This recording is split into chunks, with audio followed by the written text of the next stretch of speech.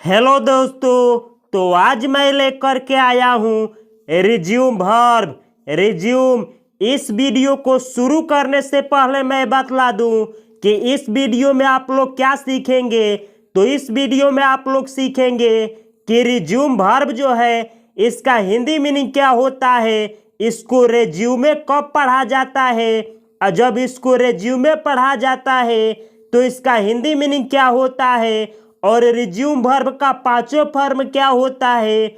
और हम लोग सीखेंगे कि रिज्यूम वर्ब से 8 वर्ड मीनिंग कौन कौन सा बना है। और हम लोग सीखेंगे कि रिज्यूम वर्ब का और इनके पांचों फॉर्मों का और इनसे मिल करके बने हुए 8 वर्ड मीनिंग को किस तरीके से सेंटेंस में यूज किया जाता है।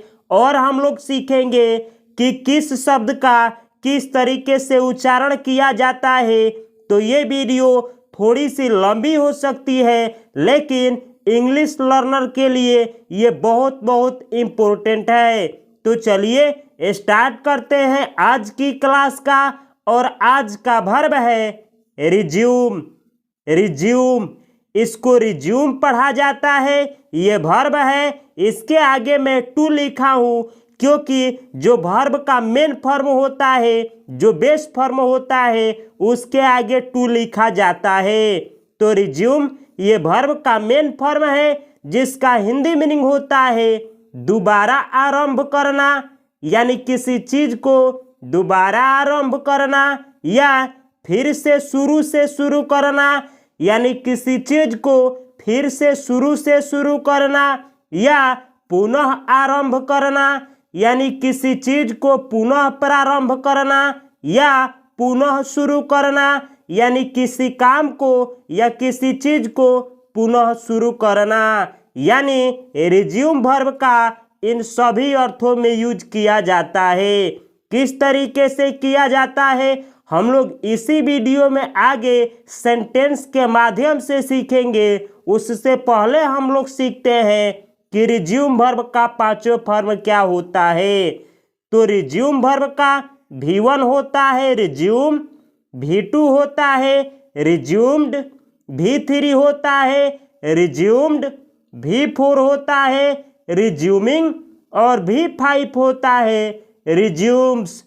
Resume, resumed, resumed, resuming, resumes. तो यह होता है रिज्यूम वर्ब का पांचों फॉर्म।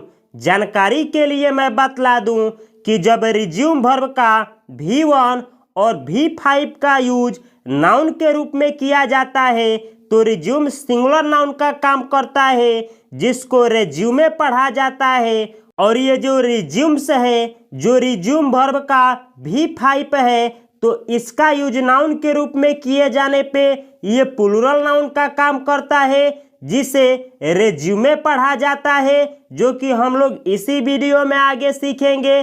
जानकारी के लिए मैं आप लोगों को बतला दूं कि दुनिया का कोई भी वर्ब हो तो उसका प्रयोग V1 और V5 का यूज प्रेजेंट इंडेफिनिट टेंस में किया जाता है। प्रेजेंट इंडेफिनिट टेंस में अगर सब्जेक्ट सिंगुलर हो तो उसके साथ V5 का यूज किया जाता है, और अगर सब्जेक्ट प्लूरल हो तो उसके साथ V1 का यूज किया जाता है। और पास्ट इंडेफिनिट टेंस में चाहे सब्जेक्ट प्लूरल हो चाहे सिंगुलर हो, दोनों के साथ V2 का यूज किया जाता है।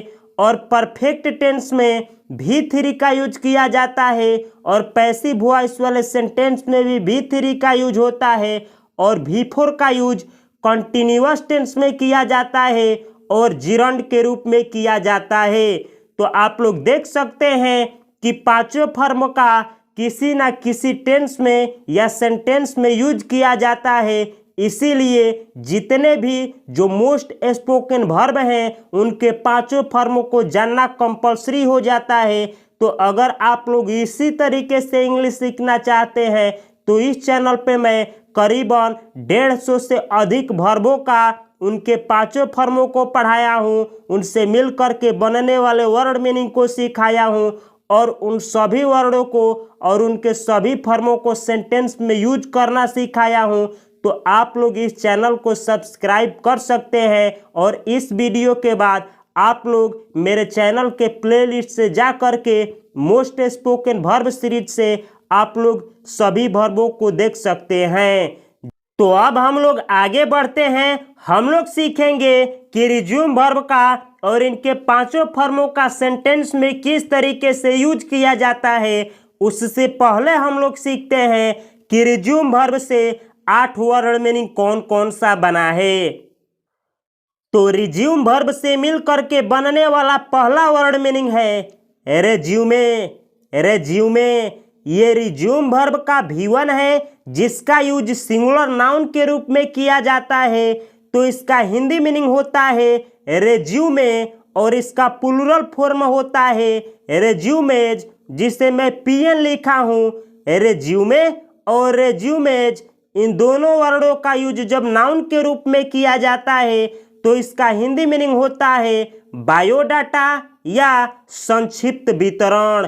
जैसे कोई व्यक्ति किसी इंटरव्यू में जब जाता है किसी जॉब के लिए तो वहाँ पे रिज्यूमे पेश करता है जिसमें लिखा गया होता है उस व्यक्ति का डिटेल कि वो कहाँ से बिलोंग करता है, कितना एजुकेटेड है और जिस जॉब के लिए वो अप्लाई किया है उस जॉब में उसके पास कितने साल का एक्सपीरियंस है, सब रेज्यूमे में लिखा जाता है। तो आप लोग देख सकते हैं कि ये एक ही वर्ड मीनिंग है। इसको रेज्यूमे भी पढ़ा जाता है और रिज्यूम भी पढ़ा जाता है। तो जब आप इसको रिज्यूम पढ़ेंगे तो ये वर्ब का काम करेगा, लेकिन जब आप इसको रेज्यूमे पढ़ेंगे तो ये नाउन का काम करेगा और नाउन का जब काम करेगा तो इसका हिंदी मीनिंग होगा बायोडाटा या संक्षिप्त वितरण। अगला वर्ड मीनिंग है जो कि रिज्यूम वर्ब से मिल करके बना है रेज्यूमेबल। रेज्यूमेबल ऐसा वर्ड जिसके लास्ट में लगा हो एबल। तो वैसे शब्द एडजेक्टिव के काम करते हैं जैसे डूएबल, एक्शनेबल, प्रैक्टिकेबल, रेज्यूमेबल। तो ये रेज्यूमेबल है जो कि एडजेक्टिव है जिसका हिंदी मीनिंग होता है पुनः प्रारंभ योग्य, यानी कोई ऐसा काम जो पुनः या पुनः आरंभ करने के योग्य हो या पुनः प्रारंभ करने के योग्य हो तो उसको इंग्लिश में आप बोलेंगे रेज्यूमेबल। रेज्यूमेबल। अगला वर्ड मीनिंग है रिजम्पशन। रिजम्पशन ये रिज्यूम वर्ब से मिल करके बना है रिजम्पशन ऐसा वर्ड जिसके लास्ट में लगा हो सन, यानी TION को सन पढ़ा जाता है। तो जिस वर्ड के लास्ट में लगा हो TION यानी सन तो वह नाउन का काम करता है। ये सिंगुलर नाउन है और इसका प्लूरल फॉर्म होता है रिजम्पशंस। इस शब्द में एस जोड़ा गया है तो बना है रिजम्पशंस। ये प्लूरल नाउन है जिसे PN लिखा गया है। रिजम्पशन और रिजम्पशंस इन दोनों वर्डों का हिंदी मीनिंग होता है पुनरारंभ या पुनः प्रारंभ, यानी दोबारा आरंभ को, पुनः आरंभ को इंग्लिश में बोला जाता है रिजम्पशन। रिजम्पशन ये रिज्यूम वर्ब से मिल करके दोनों वर्ड मीनिंग बना है। दोनों शब्दों का हिंदी मीनिंग होता है पुनः प्रारंभ या पुनरारंभ। अगला वर्ड मीनिंग है जो कि रिज्यूम वर्ब से मिल करके बना है रिजम्पटिव। रिजम्पटिव ऐसा शब्द जिसके लास्ट में लगा हो TIVE टिव। तो वैसे शब्द ऑलमोस्ट 99% जो वर्ड होते हैं वो एडजेक्टिव के काम करते हैं। ये रिजम्पटिव एडजेक्टिव है जिसका हिंदी मीनिंग होता है संक्षेपित या इकट्ठा या कुल, यानी इन तीनों अर्थों में रिजम्पटिव वर्ड का यूज एडजेक्टिव के रूप में किया जाता है। अगला वर्ड मीनिंग है जो कि रिज्यूम वर्ब से मिल करके बना है रिज्यूमर। रिज्यूमर। रिज्यूमर ये सिंगुलर नाउन है, इसका प्लूरल फॉर्म होता है रिज्यूमर्स। रिज्यूमर और रिज्यूमर्स इन दोनों वर्डों का हिंदी मीनिंग होता है वापस आने वाला व्यक्ति, यानी वह व्यक्ति जो किसी कंपनी में वापस आए या किसी स्थान में पुनः किसी काम को करने के लिए वापस आए तो उसको इंग्लिश में बोला जाता है रिज्यूमर। रिज्यूमर। जैसे जो व्यक्ति काम करता है उसको बोला जाता है वर्कर। इसी तरीके से जो व्यक्ति प्ले करता है उसको बोला जाता है प्लेयर। जो व्यक्ति डू एक्शन को करता है उसको बोला जाता है डूअर। उसी तरीके से जो व्यक्ति रीड वर्ब को करता है यानी रीड एक्शन को करता है उसको रीडर बोला जाता है। उसी तरीके से जो व्यक्ति रिज्यूम वर्ब को करता है उसको इंग्लिश में बोला जाता है रिज्यूमर। रिज्यूमर।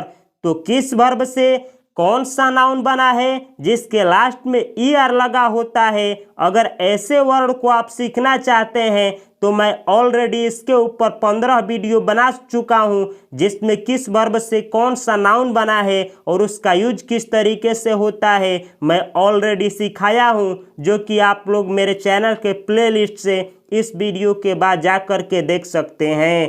तो अब हम लोग आगे बढ़ते हैं और हम लोग अब सीखेंगे कि रिज्यूम वर्ब का और उनके 5 फॉर्मों का और इन सभी वर्डों को किस तरीके से आप लोग एक एक करके सेंटेंस में यूज करेंगे। अब हम लोग सीखेंगे कि इंपरेटिव सेंटेंस में V1 के रूप में किस तरीके से रिज्यूम वर्ब का यूज किया जाता है। तो अगर आप लोगों को इंपरेटिव सेंटेंस बनाने नहीं आता है तो घबराने की कोई बात नहीं, क्योंकि उसके ऊपर मैं एक ऑलरेडी वीडियो बना चुका हूं जो कि आप लोग इस वीडियो को देखने के बाद मेरे चैनल के प्लेलिस्ट से जा कर के उस वीडियो को देख सकते हैं। तो जैसे कि अगर किसी को किसी से कहना है कि फिर से शुरू करो या फिर उसको बोलना हो कि फिर से आरंभ करो, तो इन दोनों हिंदी वाक्य के लिए आप लोग इंग्लिश में बोलेंगे रिज्यूम। रिज्यूम। रिज्यूम यानी फिर से शुरू करो या फिर से आरंभ करो। अगला सेंटेंस है, अगर इसी तरीके से किसी व्यक्ति को किसी से मना करना हो और कहना हो फिर से शुरू मत करो या फिर कहना हो कि फिर से आरंभ मत करो, तो आप लोग इंग्लिश में बोलेंगे don't resume. Don't resume. Don't यानी मत, रिज्यूम यानी फिर से शुरू करो। तो इस सेंटेंस का हिंदी मीनिंग हुआ मत फिर से शुरू करो या मत फिर से आरंभ करो, यानी फिर से मत शुरू करो या फिर से आरंभ मत करो। अगला सेंटेंस है, इसी तरीके से अगर मुझको आप लोगों से रिक्वेस्ट करते हुए कहना हो कृपया फिर से शुरू करो या फिर कहना हो कि कृपया फिर से आरंभ करो, तो मैं इंग्लिश में बोलूँगा please resume. Please resume. Please यानी कृपया, रिज्यूम यानी फिर से शुरू करो या फिर से आरंभ करो। तो इस सेंटेंस का हिंदी मीनिंग हुआ कृपया फिर से शुरू करो या कृपया फिर से आरंभ करो। यानी इस एक सेंटेंस का 2 हिंदी मीनिंग निकलेगा, एक कि कृपया फिर से शुरू करो और दूसरा हिंदी मीनिंग निकलेगा कि कृपया फिर से आरंभ करो। अगला सेंटेंस है, अगर इसी तरीके से किसी व्यक्ति को किसी को मना करना हो और किसी को कहना हो कि कृपया फिर से शुरू मत करो, तो वह व्यक्ति इंग्लिश में बोलेगा please don't resume. Please don't resume. Please यानी कृपया, डोंट यानी मत, रिज्यूम यानी फिर से शुरू करो। तो इस सेंटेंस का हिंदी मीनिंग हुआ कृपया मत फिर से शुरू करो, यानी कृपया फिर से मत शुरू करो। अगला सेंटेंस है, अगर इसी तरीके से किसी व्यक्ति को किसी से कहना हो चलो फिर से शुरू करते हैं, तो वह व्यक्ति इंग्लिश में बोलेगा let's resume. Let's resume. Let's resume यानी चलो फिर से शुरू करते हैं। इसी तरीके से अगर आप लोगों को कोई सेंटेंस बनाना हो, जैसे कहना हो कि चलो पढ़ते हैं, तो आप लोग बोलेंगे लेट्स रीड।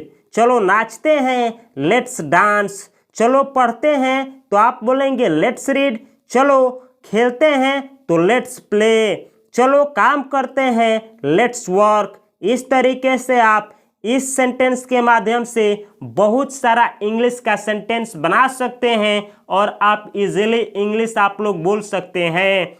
अगला सेंटेंस है, जो कि इंपरेटिव सेंटेंस है, जो रिज्यूम वर्ब से मिलकर के बना है। अगर मुझको आपसे कहना हो, आप लोगों से इंग्लिश में मुझको कहना हो तुरंत अपने कामों को फिर से शुरू करो, तो मैं इंग्लिश में बोलूँगा resume your task immediately. Resume your task immediately. Resume यानी फिर से शुरू करो, योर टास्क यानी अपने काम को, इमीडिएटली यानी तुरंत। तो इस सेंटेंस का हिंदी मीनिंग हुआ तुरंत अपने काम को फिर से शुरू करो। तो आप लोग देख सकते हैं कि मैं सभी सेंटेंसों में रिज्यूम वर्ब का V1 का यूज किया हूँ।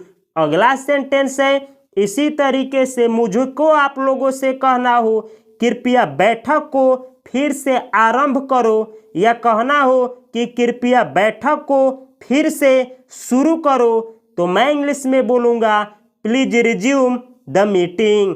Please resume the meeting. Please यानी कृपया, रिज्यूम यानी फिर से आरंभ करो या फिर से शुरू करो, द मीटिंग यानी बैठक को।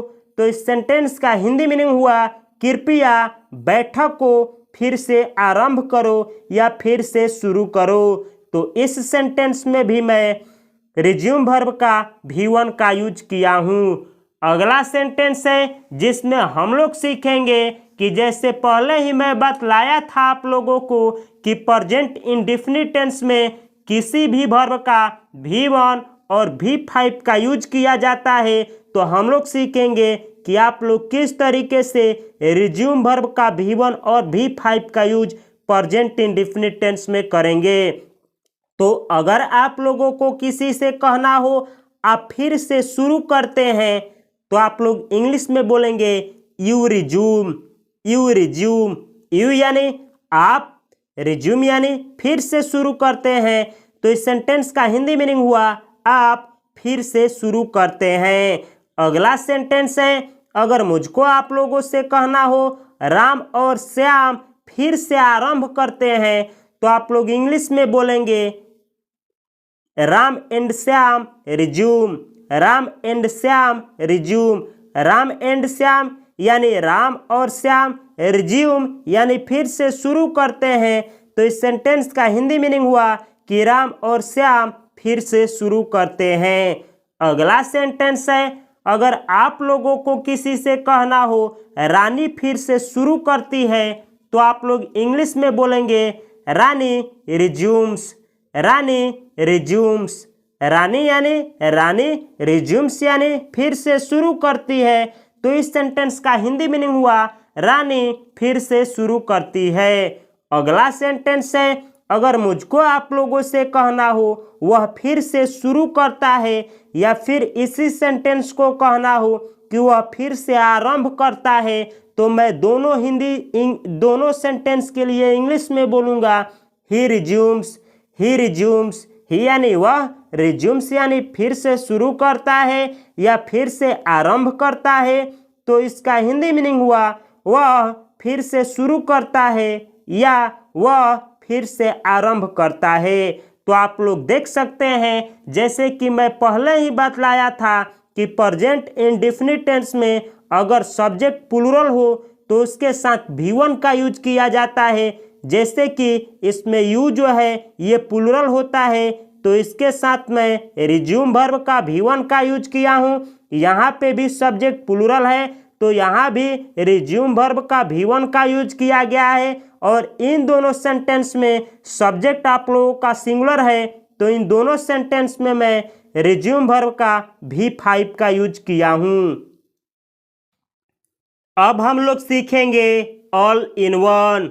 ऑल इन वन यानी अब हम लोग सीखेंगे कि जो भी वर्ड मीनिंग रिज्यूम वर्ब से मिल करके बना है उनका आप लोग किस तरीके से सेंटेंस में यूज करेंगे। जैसे अगर मुझको आप लोगों से कहना हो खेल में पुनः आरंभ करने का विकल्प है, तो मैं इंग्लिश में बोलूँगा द गेम हैज यानी गेम में है, यानी एक, रिज्यूमेबल यानी पुनः आरंभ करने योग्य, ऑप्शन यानी विकल्प। तो इसका हिंदी मीनिंग हुआ कि गेम में एक पुनः आरंभ करने योग्य ऑप्शन है। तो इस सेंटेंस में मैं रिज्यूमेबल वर्ड का यूज एडजेक्टिव के रूप में किया हूं, जो कि रिज्यूम वर्ब से मिल करके बना है। और इस सेंटेंस में मैं हैज वर्ब का यूज किया हूं। तो अगर आप लोग हैव वर्ब का वीडियो नहीं देखे हैं, जिसका यूज स्पोकन और रिटेन में बहुत यानी 20% पूरे जो व्यक्ति हैव वर्ब को सीख जाता है पूरी तरीके से, तो उसका इंग्लिश जो है 20% क्लियर हो जाएगा, जिसका 5 फॉर्म होता है have, had, had, having, has. यानी जो कोई व्यक्ति हैव, हैज, हैड पढ़ता है तो केवल एक वर्ब के बारे में पढ़ता है, जिस वर्ब का नाम है हैव। तो अगर आप लोग हैव वर्ब नहीं सीखे हैं तो आप लोग इस चैनल के डिस्क्रिप्शन बॉक्स में जा कर के ये जो वीडियो है इसके डिस्क्रिप्शन बॉक्स में हैव वर्ब का लिंक दिया गया है, आप लोग यहाँ से देख सकते हैं, या फिर मेरे चैनल के प्लेलिस्ट से जा कर के मोस्ट स्पोकन वर्ब सीरीज से देख सकते हैं और हैव, हैज, हैड का प्रयोग करना सीख सकते हैं। अगला सेंटेंस है, अगर मुझको आप लोगों से कहना हो कक्षाओं की पुनरारंभ की विलंब हो गया था, यानी जो क्लासेस थे उनका पुनः आरंभ करने में विलंब हो गया था, तो मैं इंग्लिश में बोलूँगा the resumption of classes. Resumption यानी पुनरारंभ, ऑफ यानी कि, क्लासेस यानी कक्षाओं का। तो इस सेंटेंस का हिंदी मीनिंग हुआ कि कक्षाओं की पुनरारंभ, वाज यानी था, डिलेड यानी विलंब हो गया था। तो इस सेंटेंस का हिंदी मीनिंग हुआ कि कक्षाओं का पुनरारंभ डिलेड यानी विलंब हो गया था। तो इस सेंटेंस में रिजम्पशन जो है नाउन, इसका यूज किया गया है, जो कि रिज्यूम वर्ब से मिलकर के बना है। और यहाँ पे डिलेड वर्ड का यूज एडजेक्टिव के रूप में किया गया है, जो कि डिले वर्ब से मिलकर के बना है। इसके ऊपर भी मैं एक ऑलरेडी वीडियो बना चुका हूँ। अगला सेंटेंस है, अगर आप लोगों को किसी व्यक्ति से कहना हो वापस आने वाला व्यक्ति ऐच्छिक योग्यता रखता है, यानी जो व्यक्ति वापस आने वाला है वह वेल क्वालिफाइड है, यानी बहुत पढ़ा लिखा है, तो आप लोग इंग्लिश में बोलेंगे the resumer is well qualified.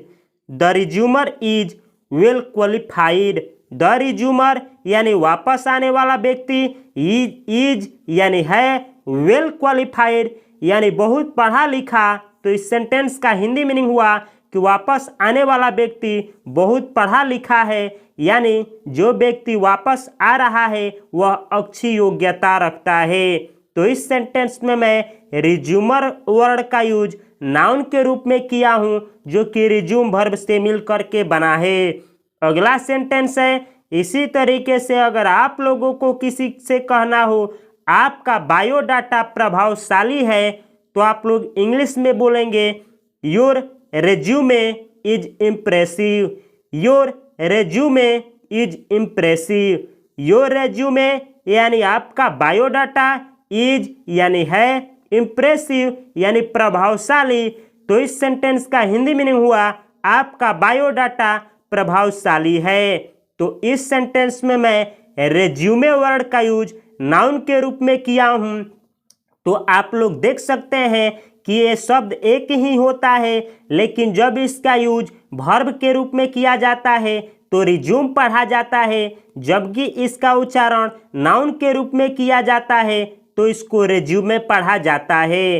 अगला सेंटेंस है, जैसे कि आप लोग देख सकते हैं, मैं इस सेंटेंस में रिज्यूम वर्ब का यूज किया हूं, जिस सेंटेंस को मैं फ्यूचर इंडेफिनिट टेंस से लिया हूं। अगर आप लोगों को किसी से कहना हो वह कल काम फिर से शुरू करेगा, तो आप लोग इंग्लिश में बोलेंगे he will resume work tomorrow. He will resume work tomorrow. He will resume work यानी वह काम को फिर से शुरू करेगा, टुमारो यानी कल। तो इसका हिंदी मीनिंग हुआ वह कल काम को फिर से शुरू करेगा। तो इस सेंटेंस में मैं रिज्यूम वर्ब का V1 का यूज किया हूं।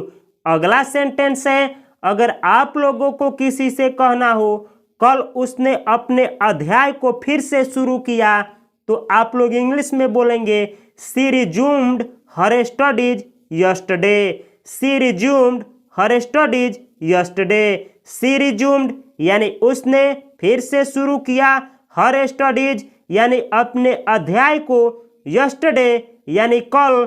तो इस सेंटेंस का हिंदी मीनिंग हुआ उसने कल अपने अध्याय को फिर से शुरू किया। तो इस सेंटेंस में मैं रिज्यूम वर्ब का V2 का यूज किया हूं क्योंकि यह जो सेंटेंस है पास्ट इंडेफिनिट टेंस का सेंटेंस है। तो अगर आप लोगों को टेंस नहीं आता है तो मैं सभी टेंस को एक प्लेलिस्ट के रूप में मैं चैनल में दिया हूं। आप लोग मेरे चैनल के प्लेलिस्ट से जा करके टेंस के सभी वीडियो को देख सकते हैं। ये जो वर्ड लिखा गया है इसको यस्टरडे नहीं पढ़ा जाता है। इसमें जो यहाँ का आर होता है ये साइलेंट होता है, इसको पढ़ा जाता है यस्टरडे। यस्टरडे यस्टरडे यानी बीता हुआ कल। अगला सेंटेंस है, अगर आप लोगों को किसी से कहना हो वे अब प्रोजेक्ट को फिर से आरंभ कर रहे हैं, वे अब प्रोजेक्ट को फिर से आरंभ कर रहे हैं, तो आप लोग इंग्लिश में बोलेंगे they are resuming the project now. They are resuming the project now.